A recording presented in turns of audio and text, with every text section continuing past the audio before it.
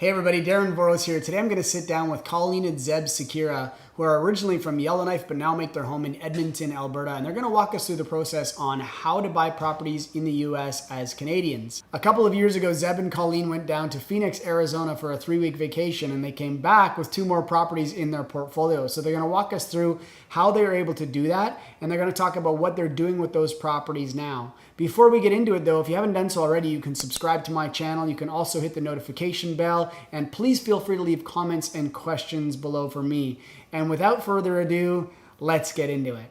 Today I'm here with Zeb and Colleen, who have been full-time real estate investors for over 6 years now. Their portfolio consists of properties in Cleveland, Ohio, in Phoenix, Arizona, and across Canada. I'm so excited that they're joining me to talk about how to buy properties in the US as Canadians. Zeb and Colleen, it's great to have you guys here. Before we get too far into it, why don't you give us a little bit of an introduction on who you are and what you do as real estate investors? Thanks, Darren, for the introduction. As you mentioned, we've been real estate investors since 2014. And that's when we first got into the short-term rental space. We bought a property, suited it, and kind of were hooked from there. And it's been nonstop investing since. We began our journey investing in the US in 2018, 19. Yeah. And that's when we first set foot there. And yeah, it's really been a journey since. So how did you guys choose the market that you wanted to invest in the US? We like to travel a lot, or let me say, Colleen loves to travel. So we're always looking at the opportunities wherever we travel. And as we were kind of pondering on where to travel next, Colleen kind of looked at Phoenix, Arizona, and it was winter time, right? It's during the winter time, and she looked at what are things that we can do with our kids, and what's fun stuff to do over there. And then, Lord behold, because we're in real estate investing, it was like, oh, okay, so if we're going to be there, what's going on in the real estate market over there? So that's kind of what piqued our interest first. And then we did schedule like a 3 weeks vacation. So we went there, we had fun with the kids, and at the same time, we're looking at real estate. So the biggest thing was finding out where Canadians in the West Side go to vacation, where they go to chase the sun. And during that research, we found that Phoenix, Scottsdale, those areas were really well traveled. And you could tell when you see an airline going there a couple of times a week. And those are the trends that we were looking at to see that if there's a couple of flights by WestJet, Air Canada, and the prices are low enough that they're making enough profit to do a couple of trips, it's a good destination to be. So yeah, like Zeb said, that combined with the love of travel and needing a place to go for ourselves, it sounded like a perfect real estate new venture. So you decide that Phoenix is the market that you want to invest in, or at least do a little bit more due diligence on. What was the next step in the process? Did you go there, or did you start looking at things remotely? So we found a flight that was open. We were able to book the 4 of us to go down there. And obviously, if you're going to Arizona in 2 weeks in March, which we didn't know at that time, finding accommodations will be a nightmare. So our trip started with booking a place for the first 4 days. And because we're adventurous, we're like, let's try one place 4 days and we'll sort of discover and learn different areas once we get on the ground. But we really got to see different areas in Arizona because of our impromptu trip. We got to see the areas of Phoenix. We got to stay in Tempe. We got to stay in Scottsdale. So it was a really intense 3 weeks. Yeah, we got to be downtown as well. So was it the property that you found first and then you decided that you liked that area, or did you find an area you liked and then started looking at property? Which order did that happen in? I think for us, we looked at the numbers first. We were sort of like making our research on which location fits best for Airbnb. And we sort of found that, the location that's, closer to the airport, closer to downtown, and where there's a lot of activities, festivals and stuff like that. So we sort of like concentrated on looking at those locations. We went there with the goal of at least coming out with at least one property, but then we ended up with 2 because it was just, there was a lot of things happening, and the cash flow was pretty good in both locations. And we just ended up just, pulling the trigger and getting 2 instead of 1.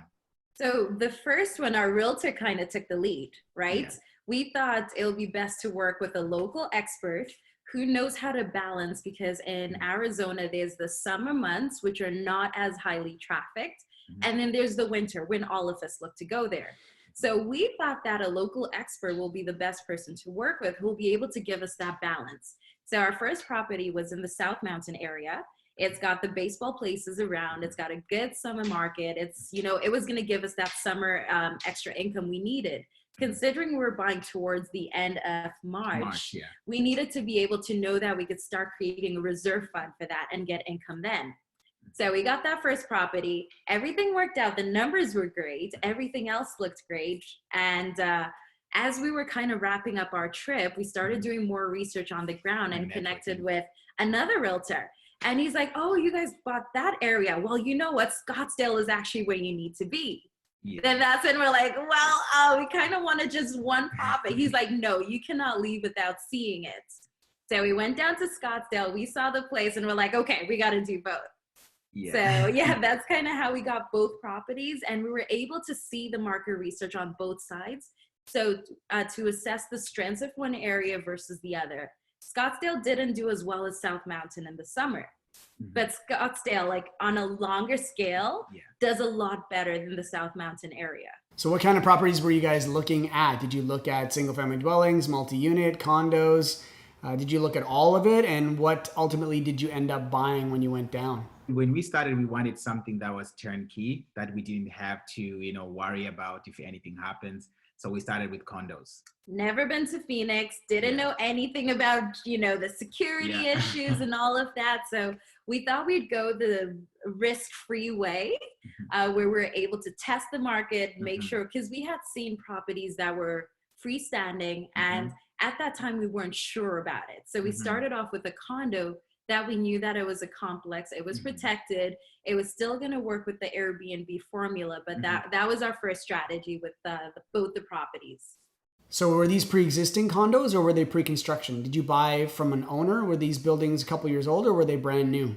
It was opportunities. They were not brand new. Brand new condos would cost a lot more, which would then impact our cash flow. So it was our test market, and we wanted to take a way that was more calculated.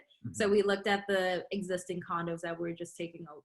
So you bought two properties in a relatively short amount of time. How did you finance these, or did you finance these properties? And how did you do that as Canadians in the US? So we did finance the properties, and part of the reason why we went to Phoenix for 3 weeks was to network with a lot of people and get to know how we can finance properties as internationals. So we managed to get a company that could finance both properties, and that was great for us. Were you able to get standard mortgage rates in terms of similar to what a US citizen would get, or did you have different rates because you were foreign citizens? It wasn't standard as, you know, citizens of the United States. It was 30% down, and the interest rate as well was a bit high. I think it was 6% or 7%. And the citizens, I think they get 2% or something like that. So it was more or less, you know, the mortgage companies making sure that, you know, we had enough skin in the game just to make sure that if we default, at least they have something. Yeah, and that was for both of them. So it was a high down payment with higher interest. Yeah. You find these two properties, you figure out how to finance them. What was the next step in the process? Did you buy these properties personally, or did you buy them inside of a corporation? The first thing you need to decide is if you want to do this as a business, if you want to buy properties in the United States as a business, or whatever country you decide you want to do it in. And from that angle, then you can approach a professional, an accountant who's knowledgeable with the country or wherever you're trying to go. And then they can tell you what you have to do in terms of setting up your, your business, right? So once you have done that, then for us, we wanted to make this into a business. So we had to open up an LLC that would, hold the companies and, when we purchase them. And then from there, of course, once you find a property that you want, then you have to put in an offer. And then you have to do almost everything that you do when you're in Canada, like make sure that, you have the property inspection done and everything is good. And then this has to go through a title company. So a title company then takes the offer, and then it does its due diligence at the back in terms of like, if it's a condo, they look at, the condo corporation, the documents, they get the documents for us. They do all that stuff, the background stuff.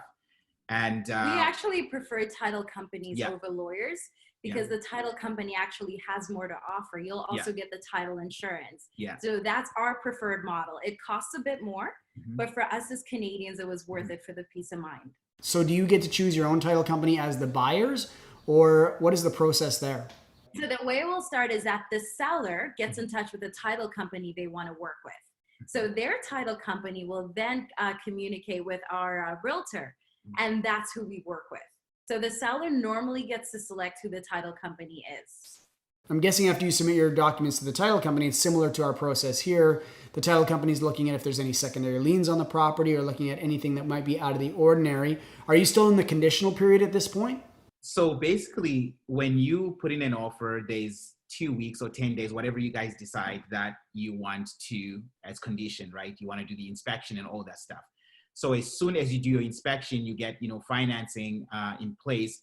But most of the time, they want you, they want you to have a mortgage. What is it called? A pre-approval. A pre-qualification, yes. Right? So that they know that you're pretty much serious. That you're not playing around with the seller. And that's actually the other difference in the US, that we were not able to put an offer on a property without attaching a pre-approval to it. So we initially left Canada with a pre-approval from a Canadian bank. Yeah. And when we got to the States, we found out that our pre-approval was invalid as we were going through the offer process, because they said that the bank wasn't allowing us to purchase a property specifically in Arizona. We could do it in Nevada, in Atlanta, and another state, but not in Arizona. So that's kind of how we had to hold the search back and look for somebody in the US who was able to actually offer us financing. And only then was our realtor able to put an offer. Was there a restriction on Arizona because the Canadian bank didn't have operations there, or what was the issue? They were saying that they don't have someone who works with them in that area.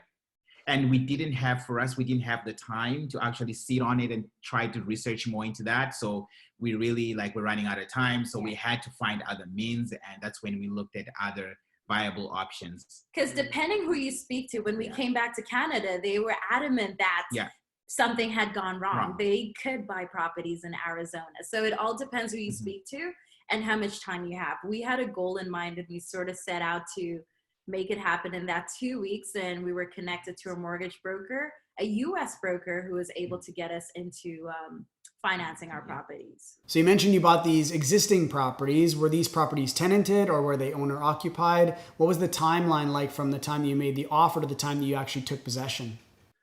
Yes. They both had the owners living there. They had the owners living in them. So when we put in an offer, a closing day was basically agreed on. So after the whole process, that didn't change. So I think the first one we were closing, 20 days after from the offer. Yeah. Yeah. So it didn't change. There was not a lot of things that because sometimes the mortgage company can take a lot of time to process because they're trying to get all this information from you and stuff like that. But those ones went actually smoothly. So we didn't have to change our closing days. Did you guys immediately decide you wanted to use these as Airbnb rentals, or did you contemplate using them as just standard rentals before making the decision to switch to Airbnb? So the first thing that we always do with the properties that we purchase is we run the numbers with the traditional way of renting out properties, which is long-term tenants. And then after that, then we look at the short-term rental space. So us being in Phoenix for 3 weeks made us realize that it's a hot market for short-term rentals. So we basically told ourselves, and after running the numbers, that we were going to start with short-term rentals. And then if anything happens, then we can always revert back to long-term rentals. Actually, talking about that, one of our properties right now, we rented it out to another investor as a full-time rental because they are trying to get into the market of doing Airbnb and stuff like that.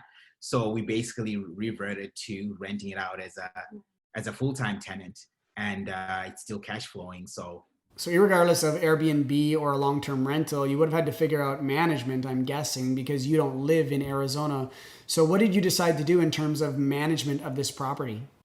So for us, the biggest thing is that business and life are team sports, right? So the best way to grow wealth and knowledge is to have a great team of experts. So what we did, getting on the ground, was connecting with our realtor who connected us with other service providers in the area. We were able to find people who'd manage our short-term rentals and some who would actually do the cleaning. So we did start off by managing it ourselves, and a company approached us and they offered to take on the property management for us. We let them run it for a couple of months, and we realized that because it's the hospitality industry, and having worked in the hospitality field myself for a few years, we were actually doing a better job at it. The returns were higher.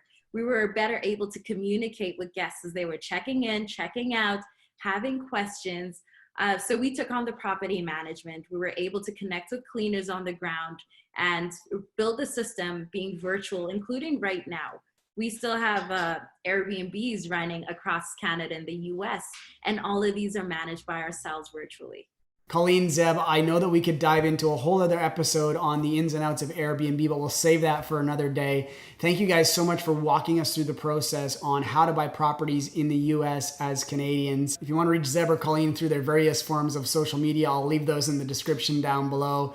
If you enjoyed today's episode on how to buy properties in the US as a Canadian, go ahead and hit that like button. You can also subscribe to my channel, hit the notification bell, and please feel free to leave comments and questions below for me. You can also follow me on Facebook, Instagram, or check out my website at darrenvoros.com. Zeb, Colleen, thank you guys for taking some time out of your day to join us. I hope that our paths will cross very soon, and I wish you guys the best of success in your real estate investing journey. Awesome. All right. Thank you. Awesome. Thanks.